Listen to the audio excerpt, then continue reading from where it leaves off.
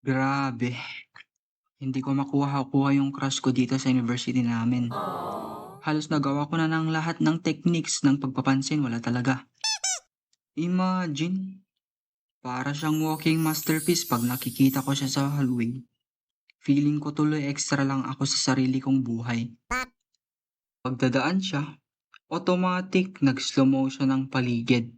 Tapos ako, nagiging estatwa. Una ko siyang nakita, siyempre, sa classic tambayan ng mga hopeless romantic na tulad ko, sa library. Nagbabasa siya ng ABNKKBSNPA. What? Ako, sabi ko sa sarili ko, uy, pareho kami ng trip kaso imbes na lapitan ko siya, bigla akong naging invisible. Sayang. Simula noon, naging secret admirer niya ako. Hindi yung stalker na may balak masama ha. More like sinusundan ko siya sa IG, I mean, sa hallway. Inaalam ko kung saan siya kumakain, kung anong oras ang klase niya. Feeling ko tuloy, agent ako na may mission impossible. Wow!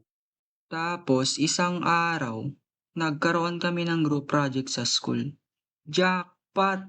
Kaso, doon ko napatunayan na mas magaling pa akong mag-imagine kaysa makipag-usap sa kanya. Nauutal ako. Minsan bigla na lang akong nawawalan ng boses. Epic fail! Pero hindi ako nagpatalo. Sinubukan ko siyang kausapin tungkol sa project.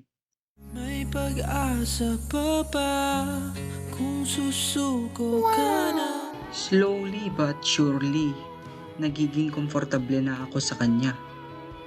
Nalaman ko na super bait niya, matalino, at may sense of humor pa. Lalo akong nahulog. Literal.